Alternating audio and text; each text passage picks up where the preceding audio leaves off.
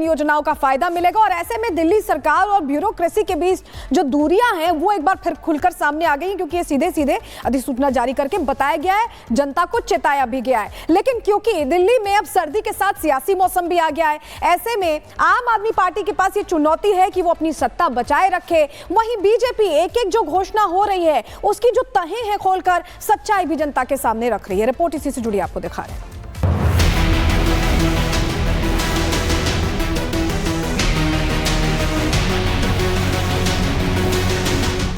महिला सम्मान, बढ़ा घमासान।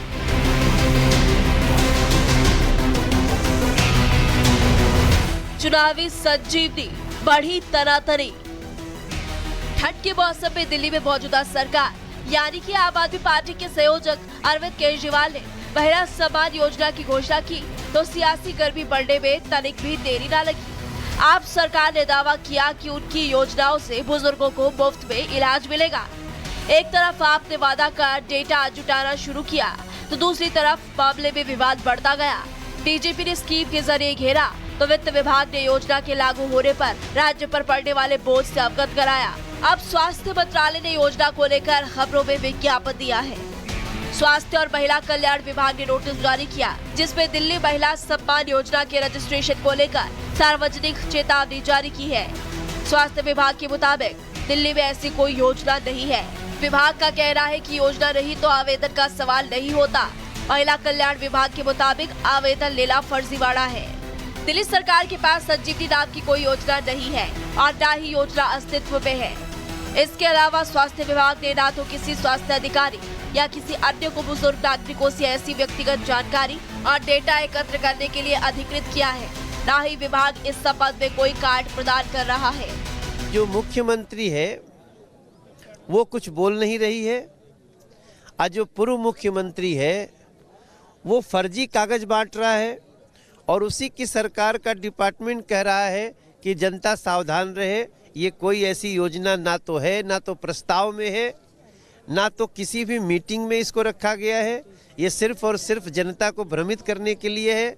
ये जनता के साथ फ्रॉड हो सकता है और ये लिखने वाला दिल्ली सरकार का वो डिपार्टमेंट है जिसका नाम लेकर के अरविंद केजरीवाल कुछ कागज बंटवा रहे हैं। कि अरविंद केजरीवाल जी ने अब तक सिवाय धोखे के दिल्ली को कुछ और दिया नहीं है। जब 1000 रुपया महिलाओं को पिछले समय पे नहीं मिला, 12 साल से ये व्यक्ति मुख्यमंत्री के पद पे बैठे हैं, तो इनसे तो हिसाब पहले दिल्ली की महिलाओं को लेना चाहिए कि ऐसी कितनी महिलाएं हैं, कौन कौन महिलाएं हैं जिनको आज तक 1000 रुपया मिला। कोई भी योजना जब तक सरकारी रूप से उसको पारित नहीं किया जाता तब तक वो योजना नहीं होती।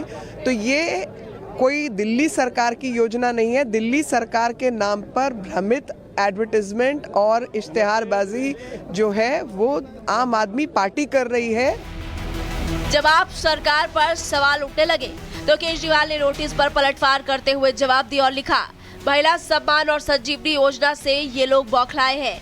फर्जी केस बनाकर आतिशी को गिरफ्तार करने का प्लान है। आपके सीनियर नेताओं पर छापेमारी की जाएगी। बुजुर्गों और मिडिल क्लास के प्रति इतनी घृणा क्यों भरी हुई है? इतनी नफरत क्यों है भाई? केजरीवाल वो मुख्यमंत्री हैं जिन्होंने वादे से ज्यादा काम करके दिखाया। ये केजरीवाल की गारंटी है। चुनाव जीतने के बाद 60 साल के ऊपर के बुजुर्गों को निःशुल्क इलाज मिलेगा, प्राइवेट हॉस्पिटल में भी और सरकारी अस्पताल में भी। 2100 रुपए हर महिला को उनके खाते में मिलेगा चुनाव जीतने के बाद। और हर महिला ये कह रही है हम मुख्यमंत्री बनाएंगे केजरीवाल जी को और 2100 रुपए हमारे खाते में आएगा। बीजेपी ने दबाव बनाकर ये विज्ञापन निकलवाया है जिन अधिकारियों से, उनके खिलाफ भी कार्रवाई होगी। दिल्ली की महिलाओं के लिए केजरीवाल ने 2 कवच जारी किया था, जिसमें पहली महिला सम्मान योजना जिसका 40 लाख महिलाओं को फायदा मिलेगा, तो दूसरा संजीवनी योजना जिसका सीधा 10 लाख बुजुर्गों को फायदा होने का दावा है। अब ऐसे में विपक्ष सवाल उठा रहा है कि क्या एक बार फिर से केजरीवाल ने दिल्ली वासियों के साथ धोखा किया है? क्या संजीवनी योजना के नाम पर जनता को ठगा है? Bureau report, Republic Bharat.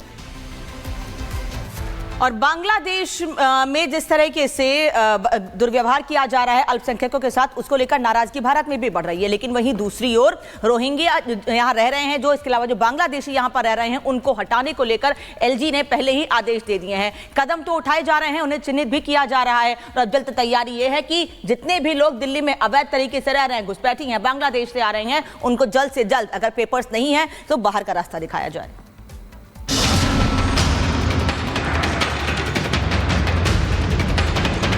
Delhi चुनाव नजदीक है और दिल्ली में घुसपैठियों के खिलाफ अभियान ने अब धार पकड़ ली है। एलजी के आदेश के बाद पहले पहचान फिर धरपकड़ और अब फर्जी दस्तावेज बनाने वाले गिरोह पर कानूनी चाबुक चढ़ चुका है। बांग्लादेशी घुसपैठिए कई बार अपराधों में शामिल पाए गए और कुछ ऐसा ही खुलासा दिल्ली पुलिस ने किया।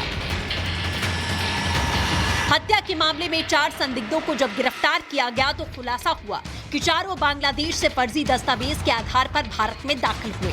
दिल्ली में चारों ने साहिल नाम के एक व्यक्ति से संपर्क साधा, जिसने उनका फर्जी जन्म प्रमाण पत्र बनवा दिया। इन आरोपियों के यहाँ आधार, लाइसेंस समेत दस्तावेजों के प्रिंट का रेट भी फिक्स था। इतना ही नहीं, पुलिस ने उन वेबसाइट की जानकारी जुटाई जिसके जरिए ये सभी घुसपैठिए अपने फर्जी दस्तावेज बनवाते थे। 5 बांग्लादेशी नागरिक गिरफ्तार किए हैं, साथ ही साथ 6 और आदमी गिरफ्तार किए हैं जिन्होंने उनको नकली सर्टिफिकेट्स, आधार कार्ड्स, वोटर कार्ड बनाने में मदद करी थी। चौंकाने वाली बात यह है कि ये गैंग बड़ी आसानी से घुसपैठियों को फर्जी दस्तावेज मुहैया कराते रहे। देश की सुरक्षा से खिलवाड़ भी, जिसको लेकर सियासत अपने चरम पर है। आप बीजेपी को कटघरे में खड़ा कर रही है तो बीजेपी दिल्ली सरकार को जिम्मेदार ठहरा रही है। 11 लोग पकड़े गए हैं। ये 11 की कड़ी जांच होगी और हमें पूरा विश्वास है कि इनका तार कहीं न कहीं आम आदमी पार्टी के विधायकों से, आम आदमी पार्टी की सरकार से और कुछ सरकारी अधिकारियों से जुड़ा है। बॉर्डर सुरक्षा किसकी जिम्मेदारी है? अगर देश में कहीं भी रोहिंग्या हैं तो कैसे घुस रहे हैं? सीधे तौर पे अमित शाह जी अकाउंटेबल हैं, क्योंकि वो देश के गृह मंत्री हैं। सियासत तो जारी रहेगी, लेकिन देश की सुरक्षा से कोई खिलवाड़ बर्दाश्त नहीं किया जाएगा। पूरा गैंग हत्थे चढ़ चुका है, वेरिफिकेशन तेजी से हो रहा है। अंदेशा ये भी है कि घुसपैठिए अभी भी अपनी जड़ें मजबूत कर रहे हैं, लेकिन इन जड़ों को काटना अब बेहद जरूरी है। Bureau report, Republic Bharat. तो देखिए, एक तरफ जहां घुसपैठियों पर लगातार एक्शन तेज होते हुए नजर आ रहा है और आपको जानकारी देंगे बांग्लादेश से जुड़ी हुई, क्योंकि वहां पर हिंदुओं और अल्पसंख्यकों पर लगातार अत्याचार हो रहा है और इसी को लेकर के दिल्ली के व्यापारियों की तरफ से एक बड़ा फैसला किया गया है। सीधा बड़ी खबर का रुख कर लेते, क्योंकि जो कारोबारी है उनकी तरफ से फैसला किया गया है कि अब बांग्लादेश को ऑटो पार्ट्स हम निर्यात नहीं करेंगे। ऐसे में बांग्लादेश में ऑटो पार्ट्स का जो सेक्टर है उसमें सीधा सीधा असर देखने को मिलेगा, क्योंकि एक्सपोर्ट इंपोर्ट के इस बिजनेस पर भी बड़ा असर देखने को मिलने वाला है बांग्लादेश में। और दिल्ली के व्यापारियों की तरफ से फिलहाल ये बड़ा फैसला किया गया कि ऑटो पार्ट्स का निर्यात अब व्यापारी बांग्लादेश में नहीं करेंगे। कुछ आपको दिखा रहे हैं पोस्टर्स, जिसमें कि आप देख सकते हैं बायकॉट बांग्लादेश, और वहां पर हिंदुओं अल्पसंख्यकों पर जो लगातार अत्याचार हो रहा है उसी को लेकर यह बड़ा फैसला किया गया है। तो जहां दिल्ली में व्यापारियों ने ऐलान कर दिया बॉयकॉट का, वहीं बांग्लादेश में मनमानी जैसे रुक ही नहीं रही है। बड़ी खबर बांग्लादेश से आपको बता रहे हैं, जहां आतंकवादियों को रिहा कर दिया गया है। ये वो आतंकवादी हैं जिनके खिलाफ यहां पर आरोप है कि उन्होंने भारत के खिलाफ साजिश रची थी।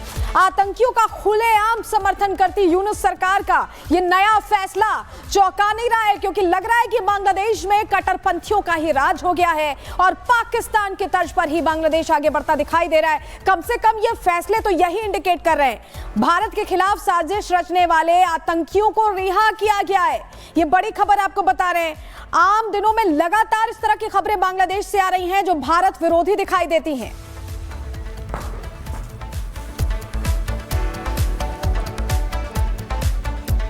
और महाराष्ट्र के रायगढ़ के खोपोली से बड़ी खबर आपको बता दें, जहां पर अल्कोहल से भरा टैंकर पलट गया, जिसमें आग लग गई। बता दें आपको कि अल्कोहल से लदे टैंकर के पलटने से भीषण आग लग गई। महाराष्ट्र के रायगढ़ के खोपोली का यह मामला है।